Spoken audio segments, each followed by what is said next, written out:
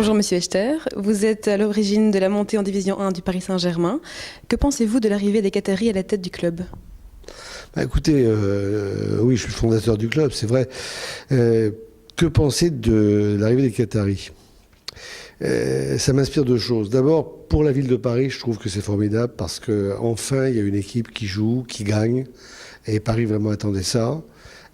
Parce que je dois dire que les 2 des 4 qui se sont passés avant étaient plutôt tristes.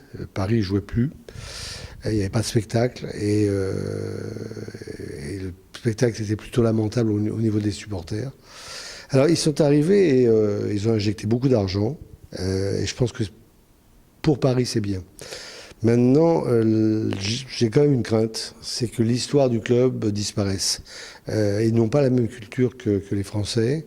Et c'est la seule crainte réellement que j'ai, c'est que petit à petit, ils ont déjà commencé à supprimer le mot Saint-Germain. Pas le supprimer, mais à le mettre beaucoup plus petit, à changer le logo.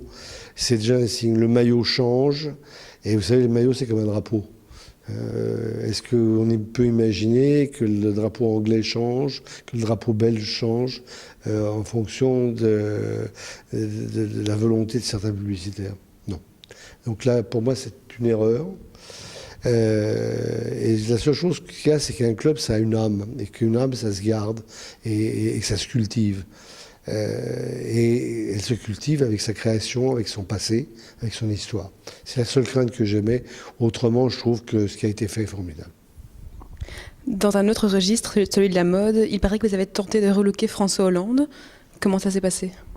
Écoutez, François Hollande est un homme très sympathique, et qui a beaucoup d'humour. Et j'ai fait sa connaissance en 1977 ou 78, non 77 je crois, où je l'ai habillé pour les élections européennes. Le problème, c'est que vous savez, la mode est faite pour des gens qui s'en servent de la mode, qui s'amusent avec la mode. Alors lui, il est un peu raide dans la manière de porter. Vous savez, on a une dégaine, on n'a pas de dégaine. Et il y a des gens qui ont tout de suite une dégaine, et puis d'autres qui ne l'auront jamais. Je crains qu'il fasse partie de la deuxième partie. Merci beaucoup.